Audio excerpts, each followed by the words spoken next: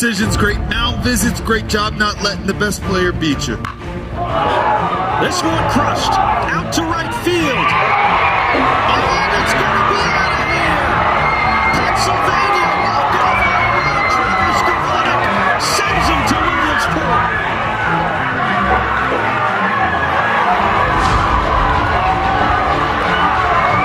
With the 37th pick of the 2023 MLB Draft, the Detroit Tigers select Kevin McGonigal, a shortstop from Monsignor Bonner High School, Drexel Hill, Pennsylvania. 2 balls, 2 strikes to Bryce Harper. Suarez delivers. Swing and a drive. Left field. It's deep. It's going. Yes! And it is gone! Yes! It is bedlam at the bank as Bryce Harper has put the Phillies on top. Are you kidding me? Oh! His 10th career home run in the postseason. And he may never hit a bigger one. What is up, Delaware County, and welcome back for episode number 82 of Delco Baseball Now. Alongside Ben Thorpe, I'm Brennan Ricciardi. Ben, we got a new software here we're testing out today. Welcome to the Riverside podcast era. Hopefully our audio and video issues can get cleaned up a little bit, and there's a lot of cool stuff that we can do on here. And we got a ton of interviews coming this fall, this winter, and we're the sickos that can talk about baseball all year round. Yeah, for sure. That's, enjoyed my time on StreamYard. Excited to see, what we got here. Heard a lot of good things, so it's gonna be fun and definitely very good for us to be able to do all the stuff we want to be able to do going forward. Yeah, and I know we want to do a lot of in-person interviews, but for some people that just is unrealistic. People are busy. Like guys that live in different states, especially the college guys during the year that live in different states. I saw one interview that do you know that Adam Brenneman guy? Yeah, he does a lot of the college football stuff. So I saw him do an interview about NIL, and then I realized it was Nate Furman's brother that runs the NIL at Louisville. That's very cool. So I was like, a couple seconds into the clip, I'm like, this guy looks familiar, and then I saw the name pop. I'm like, oh, I think it's Dan Furman. I'm like, oh, or Steve. I think it's Dan. But yeah, so just different interviews with people throughout the Delco baseball world. I think are stuff that we plan on doing. Hopefully, some in person, some on Zoom. But we're ready to go, and I think that the YouTube is starting to grow a little bit. I think we're close to 500 subscribers. If you haven't yet, go check out our batting practice video with the Media Little League team, which was awesome. We're at 492 subscribers, so that's we're getting close there. Hopefully get to 500 soon. Ben, I need to see you take some hacks with us next time. Oh, absolutely. I was away for a little bit, taking a I would say well-deserved break at the shore. So I got to miss that, but yeah, that's any opportunity that I get to go swing the bat as hard as I can, I'm there. Yeah, I was feeling it for a day or two after that, just because in a game I'm not swinging 100% effort a lot of the time, but later in those BP rounds when I was trying to put them out, I'm putting a little extra juice. So go check that out. But we got a lot to get to today. Shout out to Ben for bringing home the third Delco League championship for the Upper Darby Blue Sox. It was a great series. There was a lot of pitching battles and a lot of really clutch hits, and then of course the slugfest in Game 5 with the two best pitchers in the league going. Go figure. Yeah, that was. We'll get more into that, but just insane series. Very, very fun to be a part of. Very fun to do the game changer for because I did not play at all, but we got some pretty good pitching performances, so I really can't be too mad about it. Yeah, I think, let's see, so we'll talk more about the series. There were so many complete games that the bullpens just weren't real. I think you guys only used in the series one bullpen pitcher. It was Kevin King. Right? I think in the series in general, there may have been, I'm trying to think. I don't think in the series in general, I think there might have been 6 outs. It's less than 10 outs that a non-starter had to get. I believe it. But, all right, before we get into the Delco League stuff, let's start off with some college commitments here. The We'll start off with the big one. Hunter West from Episcopal will be heading to Duke. Now, he was just a sophomore this year, so he's still got 2 years left as the ace of Episcopal. He was second-team All-Delco pitcher for us this year, had an ERA of a little under 3 at 280, and he's going to be one of the best pitchers in Delco for the next 2 years. So excited to watch. And I know when we had that game of the week, and our guy David Chapansky interviewed him, he was talking about how he literally came from taking an AP test, and how academics are important. And so I think Duke is definitely one of the best combinations of good baseball but also good academics just really in the country in general. Yeah, I mean, that's from the little we know about him personally, it seems like a great fit. I mean, high academic, great baseball, and he's going to have 2 years to get even. I mean, he's already one of the top pitchers in the area. He's going to have 2 years to get even better. I think Duke's bought in. Duke is definitely bought into that, and it's going to be exciting to see what he can do, because like you said, he's got 2 more years of high school before we're even talking about seeing him on the college level. But it's going to be very awesome. He was touching 90 this year, as a sophomore. So very exciting. So congrats to Hunter. His teammate Spencer Shue will be heading to Franklin and Marshall. I think Spencer, I think I said it probably during that broadcast, I think one of the best just pure hitters in Delco. Just a great bat to ball, spray the field. Doesn't have crazy pop, but can run into one. I think he hit around 350. We got 358. 850 OPS. Another second team All Delco guy. So he'll be heading to Franklin and Marshall. I think that's a good fit. A good baseball conference. Hey, once you play Johns Hopkins, those power numbers will creep up a little bit. Yeah, I was gonna say he's a lefty too, so you can figure out how to get a few of those in the air to the pull side. You're looking at you might be able to walk out of there with 2 bombs. Yeah. So congrats to Spencer. Spencer is going to be a senior this year, so it would be his last year playing for Episcopal. We'll switch high schools, but we'll stay at the same college because Radnor's Blake Havertine also committed to Franklin and Marshall. Blake didn't really get too much of an opportunity just because of how good Radnor's top 3 with his twin brother Austin and Daniel Kellis and Ryan McWilliams. So he only threw 16 innings this year, but he had a good year, 2.19 ERA. I expect him to kind of step into that number 3 role next year with McWilliams gone. But again, Radnor will be good. They got Matt Chholsky's brother Caden is pumping 89 going into his, I think, junior year. They got a ton of pitching next year, but I think it'll be cool to have 2 twin brothers. Most likely in the rotation, you kind of need 3 starters for the most part. Yeah, I mean it'd be really cool to see the 2 of them. Hopefully, maybe combine, finish a few games, or have one guy start one game in a week, one guy go another game in the week. And it's gonna be really cool once those 2 are also both at college, kind of seeing how their careers go from there. And hey, maybe one day Blake pitches pretty well. The 2 of them could find themselves on the same team. Yeah. Well, I think it would be so funny. Say Austin pitches 6 innings in a game this year, and then they just put in Blake. All right, Havertine in for Havertine. And the other coach oh, come on, we just had to deal with this.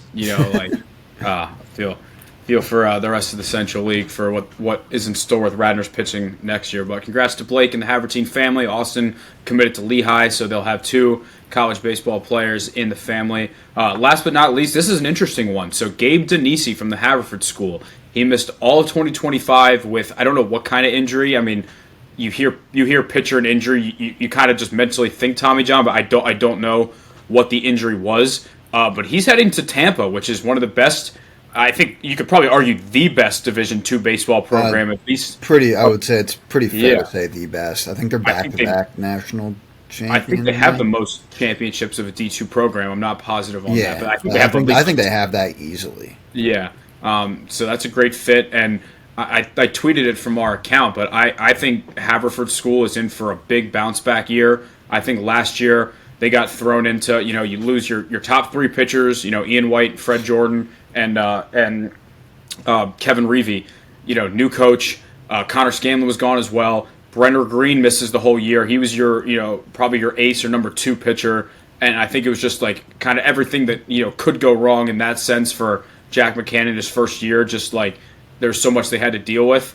But this year, they're getting back Horwitz, Denisi. They're getting Logan Camp, who I saw was up to 88 in a video at a showcase the other day. And Owen Murphy was, I think, around upper 80s to low 90s going into his sophomore year with that freshman year under his belt. So I think that those guys, plus the Lawlers and Jaden Rivera and Nicky Vani, I think they're going to be a much, much improved team next year. Yeah, absolutely. They're going to be good. I think obviously it wasn't the ideal year for them last year, but it's good experience, especially for a young team. And they'll be able to, hopefully be able to just kind of like hop in and just really compete in that interact this year. Yeah, like the program's been too good for too long. To, that like they can put that kind of a season behind them, and I hope we get another. What was that Malvern game, like 23-15 or something at one point in the year? I think there were 10 homers. I mean, it might have been 10 homers. Yeah, that checks out. Yeah. But I believe that's it. So that's it for our traditional college commitment. So I alluded to it before we started recording, like a funny story I had. So this morning, I think it's the Lower Merion head coach, but someone from the Lower Merion account like sent a DM to us, basically like asking like, hey, like, do you have any idea what happened like with Gavin Brown? Like, I don't think I saw him play this year. Like, do you know what he's up to? And I was like, yeah, like I think I heard that he's trying to walk on at Westchester. I think it's kind of like a preferred walk on thing. He's trying to like try out for the team, but he feels good about his chances. So I said that back or whatever. And then later today, I actually ran into him at the driving range in Newtown Square. And I was just like, that's so bizarre. Like, it was this morning, the Lower Merion coach texted me. And I was just like, that's so, like I saw him walk up, and I said, what's up, and whatever. I'm like, this is like such bizarre timing. Because this guy literally asked me this morning, and I was thinking about you. And, for the record, he actually played golf in high school, and he was hitting bombs. Oh, I can imagine. He seems like anything. Put anything in his hand sports related, and he's going to do pretty well with it. That does not surprise you one bit. I was surprisingly hitting them straight, but nowhere like probably half as long as him. I got to get ready because the Wayne golf outing is Monday. So I got to get ready to shoot my my goal. I think is probably it's honestly it's not terribly hard of a course. It's very open. It's very forgiving. Like you kind of have to really mess up to lose too many balls there. Okay, that's so good. I'd say I'm probably aiming for somewhere in like the 105 to 110 range, I think. Yeah, I think that's always a fair. Lowest. Yeah. The way it usually works is you're either with a partner or a group of four, and you usually take either like if it was me and you, we just take the best score, like you play your own ball. Or if you're in a group of four, you just pick the two best scores, which I don't like because you can lie. If it was just you and me, like the two people you're with can hold you accountable. But like when you're playing in a group of four, like you could just agree to be like, oh, like we got a 4 on this one, right? Yeah. That's a tough. So I hope no one does that. But I'm surprised you guys don't just do like a scramble, just like play. Yeah. I don't know. I think it's. I guess everyone likes just playing their own ball, but I'm here for the wings and egg rolls afterwards. Oh God, yeah, that sounds fantastic. Yeah. But all right, let's get into the only active team in Delco that is playing, and that'll be the Broomall-Newtown 13's. So they're playing in the Babe Ruth World Series. That will begin this Saturday. They're playing in Jamestown, New York, and they play a lot of games, but unlike some of the other tournaments that kind of screw you, they'll never play on the same day, which is good because like those, I hate at that level when you're playing like 2 games on a Saturday, then 2 games on like nobody has the pitching. Yeah, no, that's tough. So I'll really quickly run through. So Saturday at 11 a.m. they will play Stamford, Connecticut. On Sunday at 4:30 p.m. they will play Australia. So it's really the World Series here. On Monday at 1:30 they will play Port Angeles from the state of Washington. And then on Wednesday, so they get a day off on Tuesday. On Wednesday at 11 a.m. they will play Tallahassee, Florida. So I believe there are 10 teams in the tournament. Top 6 make it. And I think from that point it's kind of like MLB playoffs where like 1 and 2 get a bye. And then after like the 2 and 3 seeds from each pool play, like you're down to 4, then the championship. And I would totally be down to go to this, like if they I'm only making that trip up there if they're in the World Series championship. Yeah, but yeah, if they are playing, it's a Saturday at 1, which for the sake of us going is perfect because you can day trip that. You know? That'd be pretty cool. Saturday at 1 o'clock, Saturday, August 23rd would be the championship should they make it. So that'd be a fun game to broadcast if they can get it there. But yeah, I mean, I think I think Dave Berman posted something on his Facebook. I'm pretty sure that Broomall-Newtown has won 2 Babe Ruth World Series titles. I think actually in the same year.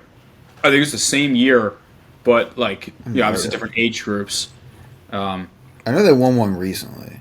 Yeah, I think it was I think Chris Newell and Alden Mathis were on a team that won. Oh yeah, so that was would probably make sense. something in the mid 2010s, and I think they also won another one from that era. But yeah, I mean Broomall-Newtown.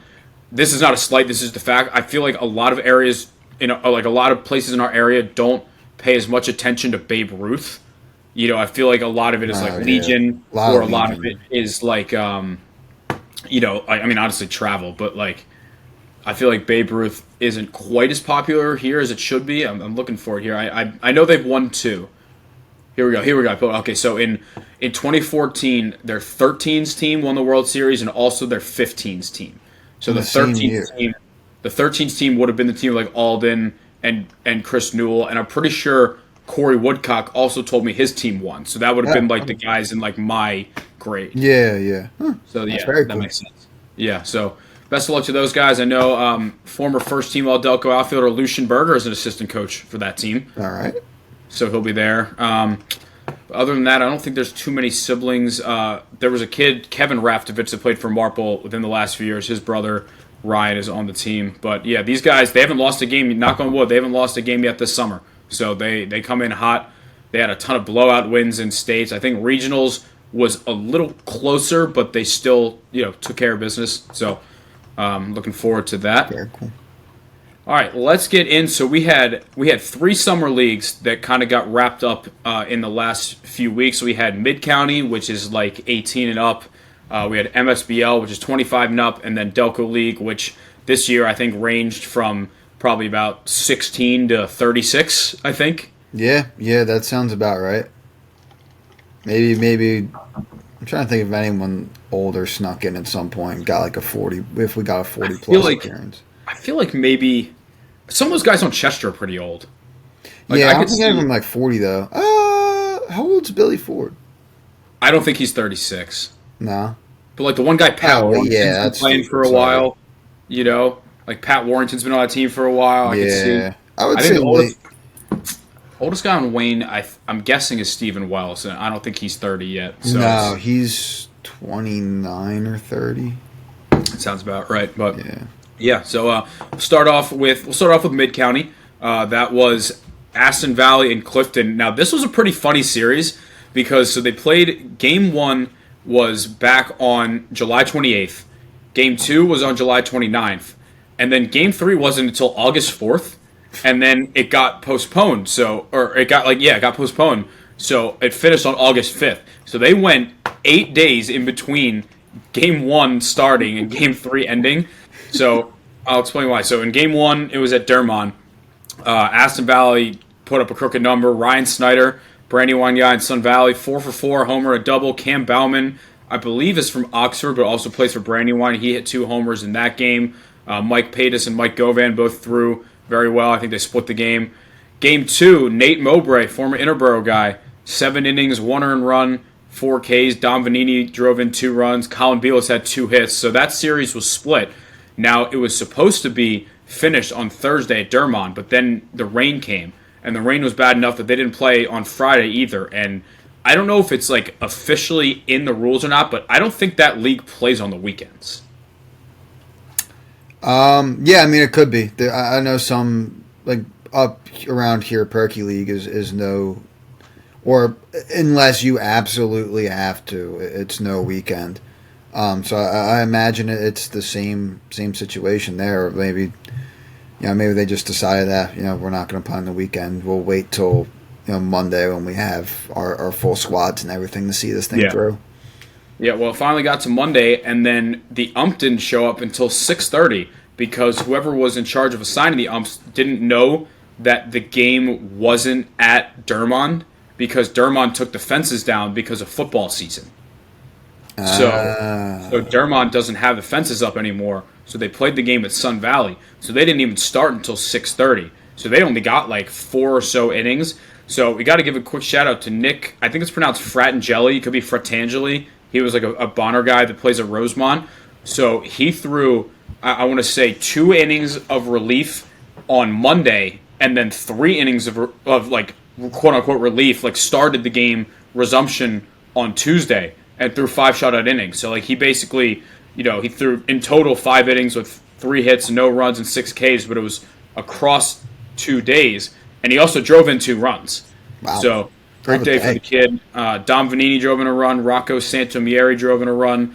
Just a wild series there, and I think I'd mentioned it, and I was trying not to sound too condescending, but like now that our Broomall Gators team is done, I think that league has a lot more juice because we won 5 of the last 6 championships, and now that team doesn't exist, I feel like a lot of these new teams formed, and some of the teams that were already there, like okay, like we have more of a realistic chance to win, and I feel like that playoff series was good for the league's growth.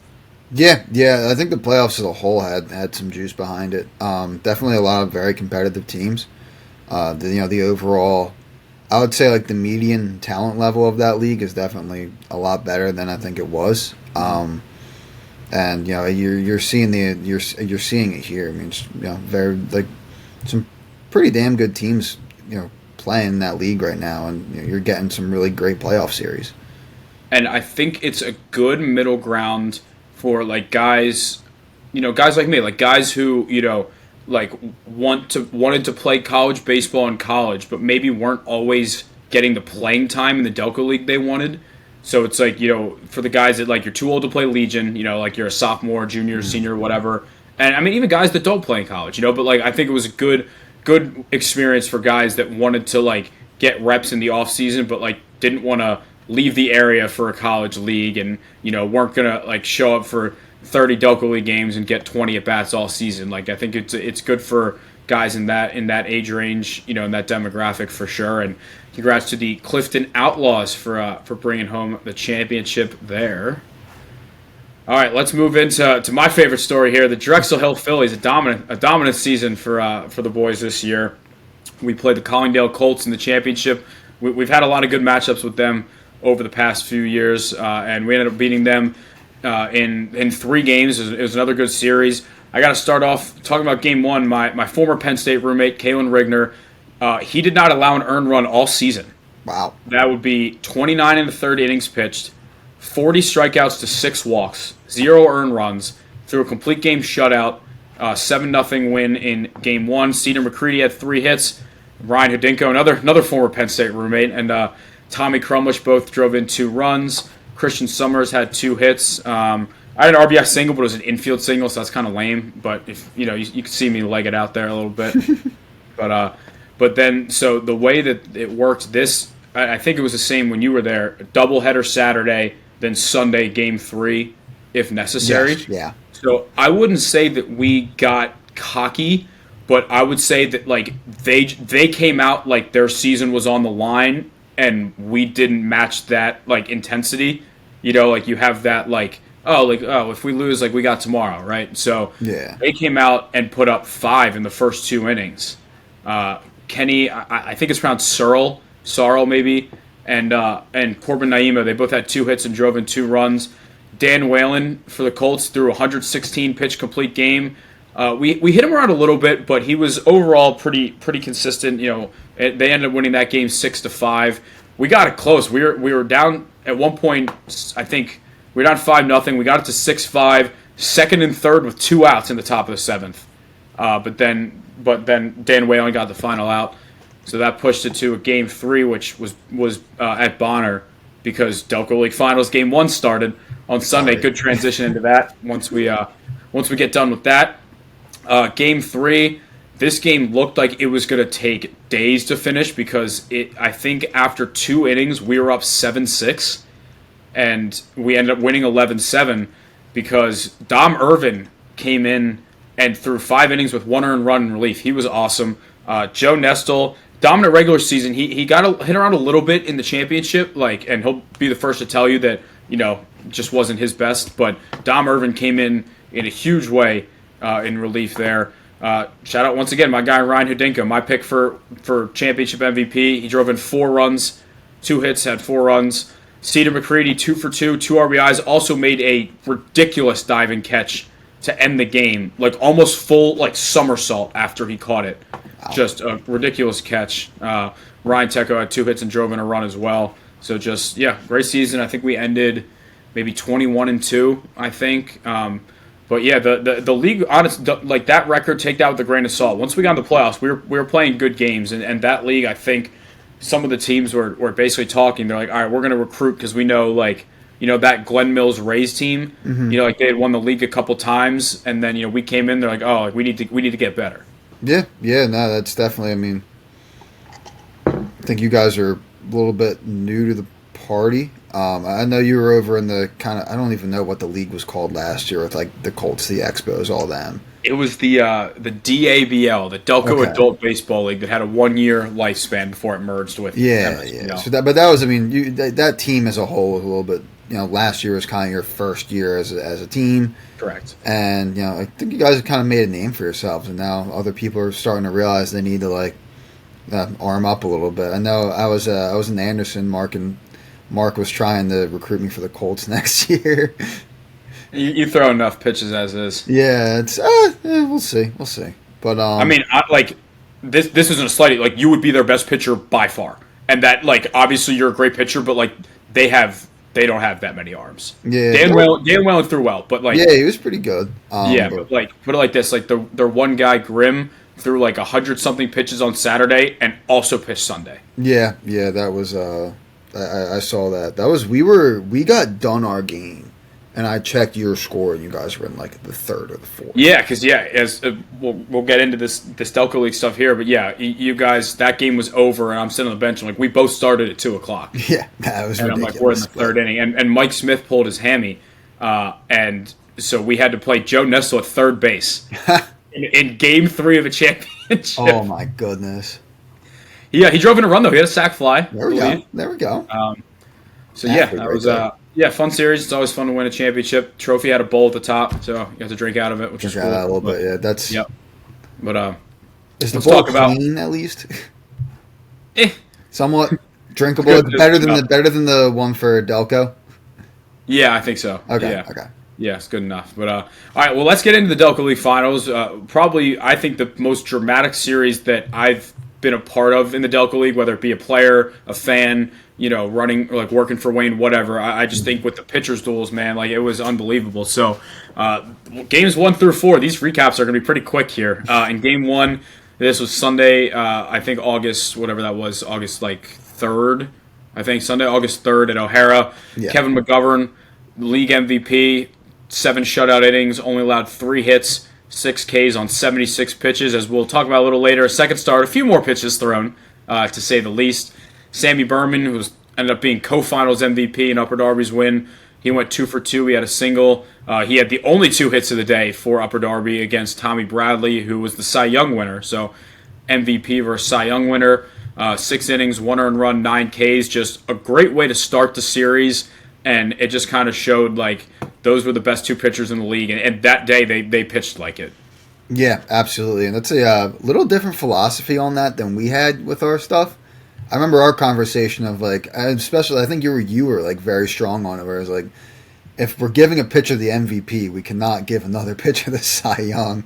So that was I don't particularly care either way. I mean, they were both very deserving, but it was funny to see that and be I just thought back to the conversations we had.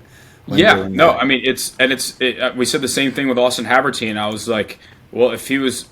And, for the record, if I was voting, and I love Tommy Bradley, I would have given McGovern both. That's just how, yeah. I think if you're, the MVP, you're also the best pitcher, and that's no slight at Tommy. That's just how I view it. Yeah. But, they both deserve to get something. So, moving on to Game 2 here. This was Monday night at O'Hara. I tried to stream this one, but as we know, the O'Hara internet is our biggest rival here at Delco Baseball Now. It's just a nightmare. Absolutely brutal. But Nick Dieva had a great start. 7 innings pitched, 4 hits, 0 earned runs, and 9 Ks in a 2-0 win. 134 pitches. Only the second most pitches thrown by a pitcher in the series. Sammy Berman, RBI single, early. His MVP case, like, he had a good series all the way around, but, like, he was the offense in the first 2 wins. So he was recognized for that. I think you guys also scored maybe on, like a steal that got thrown away. It was like a first and third steal. Yeah, there was like a weird play like that we scored. Yeah. It was definitely early on, just, trying to take advantage of the few chances we had. Mm-hmm. And we managed to, there was I think game 1, like, sort of a misplay on a pop fly that got a run to score. Yeah. Then game 2, scrapped a couple across. Nick Dieva was fantastic. Also, shout out to him. He just had a kid, so he's like... Oh, really? He's doing this in between, like, being a father to a newborn changing diapers, child. Yeah. So, it just... Like, that's unbelievable out of him. Him and Kevin McGovern just... Also, quick shout-out on our team, Seth Green. His wife also just had a child the week before, and he came and threw in relief. I think at the game you were at. Yeah, I remember, yeah. End of game 1. No, sorry. I think it was the end of game 2 that he did. So, yeah, congrats to both of those dads there. But, yeah, so Cam Mathis also pitched in game 2 for Wayne. 6 innings, 10 Ks. He had 2 unearned runs and 3 hits. So, a tough luck loser there. Obviously, 2 unearned runs is tough. But, this was a 2-0 lead for Upper Darby that, they defended the home field. And as we'll talk about in this series, Upper Darby has made it very clear they do not like playing at Devon Prep. So getting those 2 wins there, like, even Marty even said it in the interview, which we'll show in a little bit. Like, and I think Sammy said it too. It's like, we just don't play well there. We're never going to win there ever. Like, that's so just... getting that 1 seed was big. But fast forward to game 3. This was on Wednesday night. It was a 1-0 Wayne win. Austin Havertine, our Delco Baseball Now Player of the Year. First finals start for him. He threw a complete game shutout, 7 innings, 5 hits, 9 Ks. Apparently he spent the last week in Bermuda. So he came back and he looked fully rested and energized. But the real story from that game was Luke Zimmerman hit an absolute bomb in the 6th inning off Chase Ecker. Just a no-doubter on a field that there aren't many no-doubters on. Mm-hmm. Yeah, no, that was my lasting memory from that. Isn't even like in game. It's whenever I got home and pulled up the video on my phone, the sound of the bat through the phone speaker sounded like a gunshot. Yeah, it was. And I mean, he did not miss any of that. That was and the crazy thing was he hadn't really hit that well all season. No, so like that was a huge at bat for him there. But yeah, so 1-0 Wayne win in game 3, and then Zimmerman did it with his arm in game 4. He threw 7 shutout innings, 5 hits with 6 Ks. Wayne got some small ball here because Chris Schaller had the only hit of the game for Wayne. It was a double, and then they ended up so they bunted, and then that one was thrown away. So that was the first run, and then Drew Van Horn had a safety squeeze to make it 2-0. So the small ball really took over in that game. Through 4 games of the series, a total of 6 runs. Now, I don't have all the Delco League final scores in front of me, but I have to think that has to be a record. Yeah, it has to be. It just, the pitching on both sides were so good. Also, Chris Schaller, but you said Scaller or Schaller? I think it's Schaller. Schaller, okay. Chris Schaller, sneaky good series. Yeah, he had a good series. Towards the end, he turned it up a little bit. I was very impressed with him.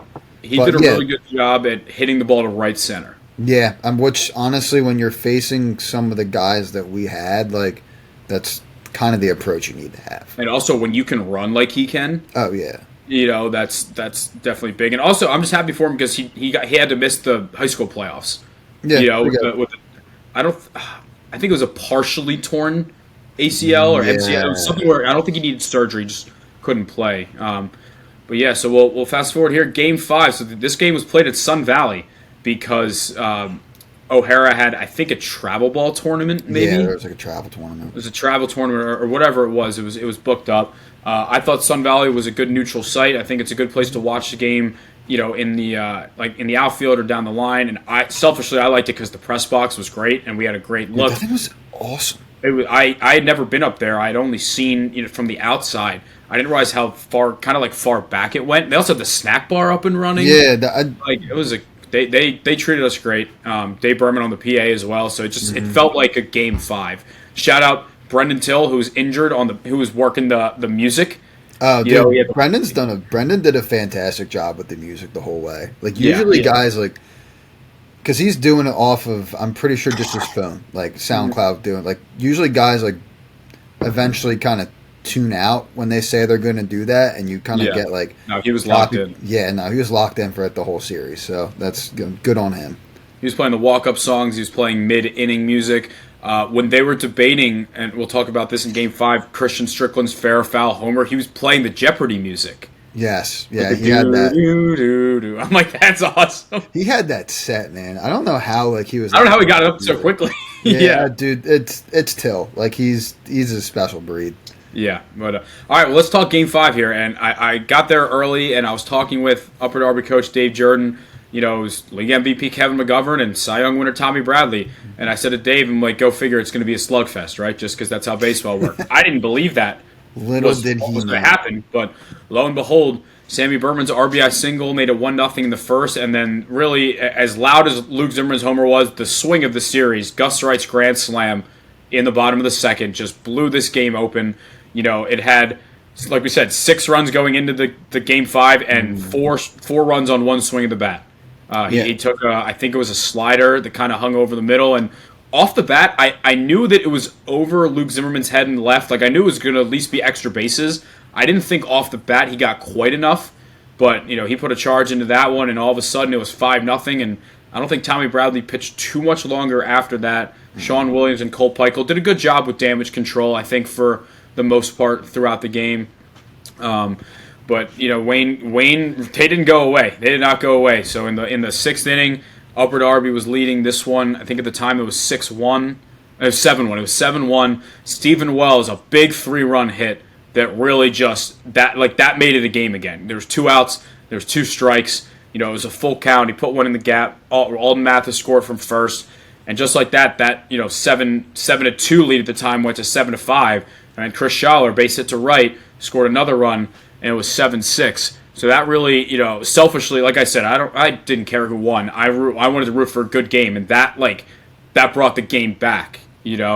Bottom of the 6th, Christian Strickland had a sac fly, unbelievable slide by Tim Ford. Oh my God, yeah. And also, quick shout out to Matt Cain for a fantastic effort to even make it close to jump and catch that. It was given the circumstances, a pretty good throw from Luke Zimmerman with how far it was and on the run, but that made it 8-6. Kevin McGovern finished off the game 144 pitches, almost double what his start was in Game 1.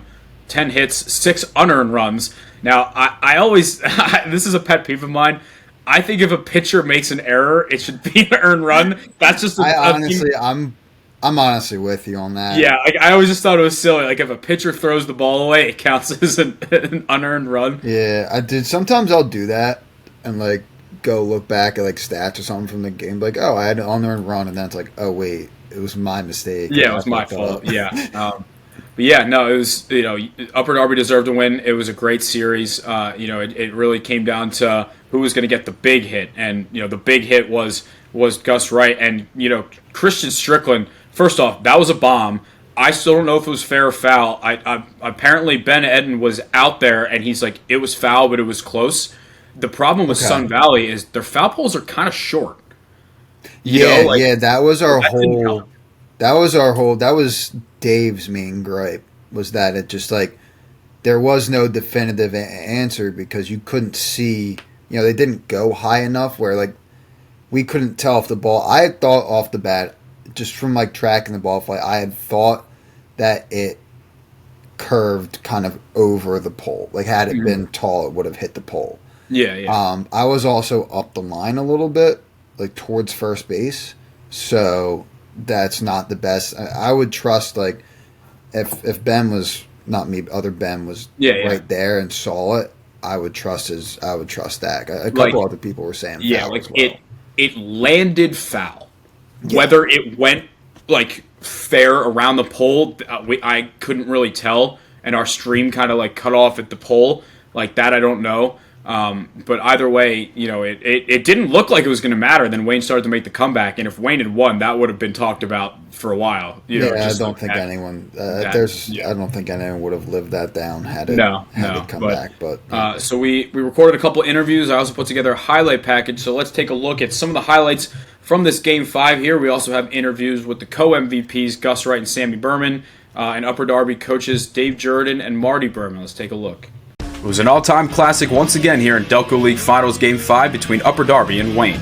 This video is brought to you by Ball Out Baseball. Be your best you. Check out Ben and Sammy Berman's camps and lessons. Speaking of Sammy Berman, he got things going for Upper Darby in the bottom of the first as his RBI single scored Chase Ecker to give Upper Darby a 1-0 lead here early on. The real action got started when Delco League co-finals MVP Gus Wright blasted a grand slam out to left field, scoring all 4 runs and giving Upper Darby a commanding 5-0 lead off of Cy Young winner Tommy Bradley. For a series that only had 6 runs scored through the first 4 games, this was the biggest swing of the series for either side so far and really set the tone that Upper Darby was here to play in Delco League Finals Game 5. That homer scored Sam Wright, Alex Berman, Chase Ecker, along with Gus Wright. And that 5-0 lead felt like 50-0 with MVP Kevin McGovern on the mound for Upper Darby as a strikeout of Luke Mutz, Luke Zimmerman, Chris Schaller, another victim of one of 9 strikeouts on the day for McGovern. Fast forward later to the bottom of the 5th, Christian Strickland had been hit by a pitch. The bases loaded to make it 6-1. Here's Gus Wright with another RBI, make it 5 on the day for the recent Lower Merion graduate. This one scores John Dunyan and puts Upper Darby ahead 7-1 here in the bottom of the 5th. But like they've been doing for the last 30 years, Wayne does not quit. Stephen Wells drives in 3 runs with 1 swing of the bat here. Ben Milligan, Alex Barrist, now Alden Mathis all the way from first base score, and all of a sudden that 7-1 lead now shrunk down to 7-5. Fast forward later in the inning, Chris Schaller picks up a huge 2-out hit. He drives one into right center, bringing in another run for Wayne to make it a 7-6 lead in the top of the 6th. Christian Strickland picks up his second RBI of the day, a huge insurance run here as his sac fly into left field is able to score Tim Ford. A great throw from Luke Zimmerman, great effort by Matt Cain, but an even better slide there from Tim Ford to get around the tag and give Upper Darby a huge insurance run. Kevin McGovern on his 144th pitch of the day was able to get a ground out to Gus Wright, who fires over to Joey Supa for out number 3, and that wraps up a dynasty here, the 3rd title in 5 years for the Upper Darby Blue Sox. Unbelievable series on both sides for Wayne and Upper Darby. We'll check some stat leaders here. Gus Wright's grand slam and 5 RBIs was the difference today. Sam Wright, Chase Ecker, and Alex Berman all had 2 hits as well. Let's hear some interviews from Finals MVPs Gus Wright and Sammy Berman, along with Delco League champion coaches Dave Jordan and Marty Berman. All right, everybody, welcome in Delco League Finals Game 5. Upper Darby takes down Wayne 8-6. We got our co-MVPs, Sammy Berman and Gus Wright. We'll start off with Gus. The grand slam, 5 RBIs today. Just talk about this performance and what it means to you guys. Yeah, I mean, I was feeling pretty confident going into it after going 3 for 3 in Game 2. And then, I don't know, I had no hits last game. And then first pitch, saw a fastball, and I liked it, so I swung at it. Did you know it off the bat? No, I did not. Chase was on first, he was tagging up, and I almost ran past him. But, yeah, it felt really good, and then ball carried, just went. Sammy, 3rd Delco League championship in 5 years for you. We can use the term dynasty now for this Upper Darby team. What does it mean to you to be able to see what this team has done the last 5 years? It means a lot. Not only to me, but my family as well. This means a lot to my father. Shout out Marty Berman. He throws BP to me every single day. Wants me to be the best version of myself. And, not only do this for Upper Darby and Dave Jordan, but to do this for my dad makes it even more special. Also getting to play with your brother Alex as well. And shout out Leo for being our videographer today. Yeah. It's just been, and how about Dave in the PA as well? Yeah. You got the whole Berman crew here. Just an amazing accomplishment for you guys. What did it take after you guys won the first 2 games, lost the next 2, to kind of keep that mentality of like, this is still our series? Yeah. Devon Prep, hasn't been our best, most favorite place to play at. And, it was get the 1 seed was huge, and that's why we got the 1 seed to play Game 5 here, and here we are, and that's exactly what we wanted to do, and we capitalized. Last question here, Gus. You're the second finals MVP from your own family here. Did you feel motivated after Sam won last year to get him back? Yeah, a little bit. I played, I think, one double header with Upper Darby last year, and I didn't do great. But yeah, Sam doing it last year, same field. I had a little chip on my shoulder to get it, but yeah. All right, thank you both of you guys. Congratulations. Go enjoy this one from Delco Baseball Now. We will see you next year. All right, here with Upper Darby Blue Sox head coach Dave Jordan. Dave, unbelievable series from both sides. Just talk to me about what your thoughts are after a 5-game classic here. Well, it was a pitcher stool for the first 4. I mean, the first 4 games were over probably in like an hour and a half. And thought today was going to be a pitcher stool too, but then it was the bats came out today. We talked about it earlier when we were up in the press box. We were like, yeah, today will probably be the bats will come out and we'll hit the ball, but it's what it is. It's the way baseball goes. Yeah. Talk about the mentality of this team. You win the first 2 games, you lose the next 2. How are you guys able to kind of stay together and just say, hey, let's take a deep breath. This is our series to win. We got a bunch of leaders on this team. We just stick together. We're like a family. I mean, we just stick together. Sammy's one of our big leaders. Joey's been around for, 15 years. So it's everybody it's like a family. Kevin McGovern, incredible all season. I was told over 140 pitches today. Was there ever any chance he was coming out, or would he have not let you get out to the mound? He only threw 99 on the day, not 140. That was not a correct count that what anybody's saying. There was 99 pitches. Hey, he's out of college. You're good. Oh, yeah, that's right. That's right. No, I talked to him in between innings. He said he wanted it, so he went back out. It was that simple. 3rd championship in 5 years here for Upper Darby. You've been this coach, I was told, the longest tenured coach in Delco League history. What does it mean these last 5 years, the success the team's had? It means a lot. I mean, we've had a great nucleus the last 5 years. 3 championships in 5 years. Can't say any more than that. I mean, it's just great. Well, congratulations. Thank you for taking the time. Go enjoy this win. Appreciate it. Thank you.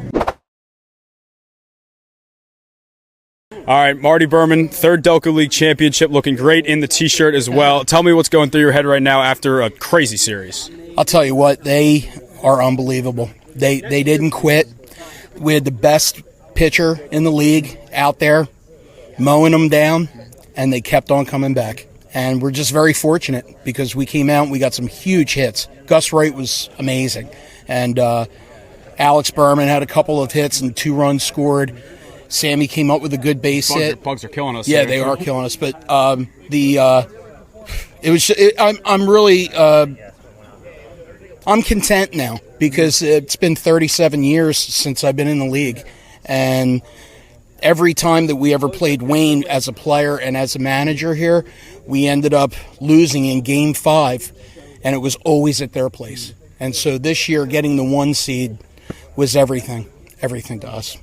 Was like, once again, same thing with 2021, getting to have Alex and Sammy on your team again. Yeah, I mean, you can't write it up. I mean, I did everything in the world to get Alex here because every time we went to York, he did something, the York tournament. So I was like, we need this guy. Even though we had great players, we need this guy. And he showed leadership, and he came through again. And just to have him with his brother, I never really doubted them. I knew that they were going to come through. We're very, very fortunate, just extremely fortunate. And I'm so happy that I had the opportunity to be with Dave for 5 years and come home with 3 championships. It all worked out this year. It really did. Last question for you here. You guys win the first 2 games, drop the next 2. How did you guys kind of regroup, take a deep breath, and say, hey, this is still our series? It's funny. We had to get out of Devon. It literally, to us, Devon is like poison. It's a house of horrors. It's a house of horrors. It's a graveyard. We don't play well there. We don't even jive at all. And just coming back to Delaware County, just coming back to a field that we're familiar with and have had success here, Sammy on the ride home is like, this is our series. There's no way we're losing this game, and he was right. And, we talked the other day, and you're like, it's going to be a 1-0 game, and I said, I don't know. I mean, look what happened. what was it, 7-5? I think 8-6 was the final. 8-6, like, with the two best pitchers in the league, and it's a crazy game. Yeah. So congratulations. Go enjoy this one. Thank you. Appreciate it. And Brendan does an amazing job. Delco Baseball Now is Ben behind the camera. Ben Thorpe too. These guys are going to take over. It's not just baseball; it's going to be other sports. So just join in, man. Join in Delco Baseball Now. I may even be a contributor if I have more time. Who knows? Appreciate it. Thank you. Enjoy. All right. That was a lot of great on-field content there. It's been the first time in a while I've been the one doing the interviews with Dave Shapansky, kind of handling most of our interviews. So it's good to be back in that role there. But back in the saddle a little bit. Yeah, great series. This has turned into a great rivalry with Upper Darby and Wayne. This might be nothing is set in stone yet, but I think there's actually a chance I could take over the Upper Darby website too. So I would literally be in a win-win situation. What's the oh god, it's the Always Sunny. It's like I'm playing both sides, so this way I always come out on top. Exactly. The last team that was a champ that wasn't one of them was 2018, before I even was a part of the league. Yeah, what was that, Narber? Yeah, it was the Mudcats, because I think they won at 18, then Aston won at 17, and Mudcats won at 16. So they, we'll see. I have a feeling that I think Sean Mahalan's going to do a really good job at Drexel Hill, and I think that they're going to be back. Bring back the Mudcat, winning energy. But I feel like he's gonna kind of take what he learned with all the time in Wayne and bring them into a legitimate contender sometime in the near distant future here. Yeah, but, that was I was gonna say, I feel like there's a couple good up and coming teams. I think the league's definitely on the up and up. I don't know. Honestly, I'm just at this point happy we beat Wayne. That's like you saw Marty say, Upper Darby's won 2 championships, but it wasn't against Wayne. Yeah. And just hearing him be like, I've been trying to beat this team for 37 years. And honestly, the sentiment for the entire league, if you've played in the league, you know how hard it is to beat them. Just everything that has to go right to even compete with them. Yeah. And so to finally kind of have that fall into place and do it, shout out to some of the pitchers that came over and were able to just do fantastic work for us. But it feels good. And don't get me wrong, I know how much the first 2 championships meant to Dave and Marty and the whole team, but this one, it just has a little extra satisfaction. Yeah, I would say there was that first one was awesome because it was the first one, and then this one was also obviously the second one was awesome too, but this one was great because it is we beat Wayne. We went up, we lost him 5 to them twice already. Dave, you heard Marty. Dave can probably attest to it too. They've been beating up on the 2 of them for years before that, and so to be able to get one against them. Marty. Marty said, even as a player, even as a player. It's I'm just excited to do what I can to help the league. Also, quick shout out to Nick DeCombe. I don't know if he'll watch or listen to this, but it seems like he's doing better in the hospital. The president of the league, the coach of the Ridley Black Sox. The first Delco League game he got to watch all year was Finals Game 5 because Ridley high school coach and Blue Sox, I don't know what position he plays, probably just DH, Tom Carey, brought his laptop to the hospital and they watched together. So very cool. Very cool. Glad he got to tune in. I gave him a shout out during the game and Tom texted me and said he loved it. But not to get too personal, but he got, he was very sick and there were times where I don't think he could talk. So it just to show that he's just getting better and better is awesome. So hopefully we can see him back in the dugout for the Black Sox next year. And there's also talks. So I've talked about wanting to do the Delco League Home Run Derby, but Johnny Gonzalez had the idea of doing an alumni game, and I'm in for that. That would be, why not both? Well, I'm saying, I just think I love the idea of the All-Star game, but no pitchers really want to throw. That's just reality. Oh, I'm saying the Home Run Derby and the alumni game. Correct. We don't need to do the All-Star game. So I'm saying instead of the All-Star game, I see. You say we run out O'Hare for the day. Alumni game from 1 to 4, and then take the 8 best hitters in the Delco League and put them together. That would be really cool. A home run derby, just off the top of my head, I'm going Stephen Wells, I'm going Chris Salvi, I'm going Sammy B, I'm going whatever Wilmington Aston Valley player is the biggest that year, Billy Ford, I know that Narbert's got a couple big kids like Robbie Grasso from St. Joe's Prep. Like, they got some big guys over there. Jared and you could always Sweeney's double up over on there teams. for a while. He hit bombs was that? back in the. Jared Sweeney's was over in Yeah, Narberth. yeah, that's right. He can swing the shit out of it. Yeah, I don't get like you can get like Alden in there too. Like, I don't know. I think a home run derby would do really well, and I think either O'Hara, maybe Bonner. The dream for me would be to do it at night at Dermont because that's a small field and you could do it under the lights. Yeah, we would lose so many. Actually, no, we wouldn't because it's pretty open, right? Oh well, if you hit it out to left field, it just goes on the other field. Yeah, that's it just true. goes on the Little League field. So you just have to make sure nobody's we playing. might run into some problems with dudes hitting them on the Little League fields. Yeah, well, if it would just have to be a time where there's just nothing else going on at the complex, But yeah, I think an alumni game. Johnny just wants to do it because he knows he'll carve everybody else that's retired. Yeah, John's gonna go through a six once shot. another shot to shine. I love the alumni game idea. That would be so cool. I think that'd be cool. But yeah, last thing, real quick, we'll talk about before we wrap up. Just get some Phillies updates. So this is being recorded on Thursday night. They just lost to the Nationals here, but I think overall I'm pretty excited about where the team is at. I think just the fact that Joan Duran is just kind of like revitalized like what this bullpen looks like. Also, the Mets are losing to the Braves after 8, so hopefully Braves can help us out there. Okay. But like just the fact that like Kirkring doesn't have to be a closer, Strahm doesn't have to be a closer, like David Robertson, who's looked good in his 2 outings so far, he doesn't have to be a closer. Like to have I have not felt as confident with a lead going into 9th as I have since Brad Lidge in 2008. Like he's as close to obviously Lidge was automatic that year. But having Duran out there, like that's the closest I felt to like, oh, we're up 3-2, like we're gonna win. Like that Rangers game, I'm like, this is our game now, Yeah, I mean there was like a half season of John Mar Gomez that I felt pretty good about. Oh my God, that's out there. But right there. Dude, that was such an awesome pickup. I think he's been like everything is advertised from the entrances to just, how he's been pitching. It's really cool. I think it's definitely a boost of confidence that this team needed, just to have like one of those big question marks answered. It's going to come down to a lot more than just that once you get to October. Yeah. But for now, like it's cool. We're just gonna have fun with it and hope that they stay hot. Quick shout out to John Mar Gomez, 37 saves in 2016. That's what I'm saying. I'm saying, man. The year before that, he had a 3.01 ERA. Wow, great pull. How about what's Justin DeFreitas up to these days? Hopefully not playing baseball. Yeah, we got a lot of money process from Phillies. I remember there was one time, a quick mini tangent here. We went to like this Phillies. It was like not like a meet and greet, but it was before the game, so the players were signing autographs. So I have a picture with B.J. Rosenberg. Wow. That's who they gave us. B.J., if you're listening, I know it's a tough ricochet shot, but I don't think you were in the big leagues for very long. You said that was the Phillies baseball camp, or was that? It was. I don't know how they got it. It was just, I think it was through my friend's dad's work. Oh, okay.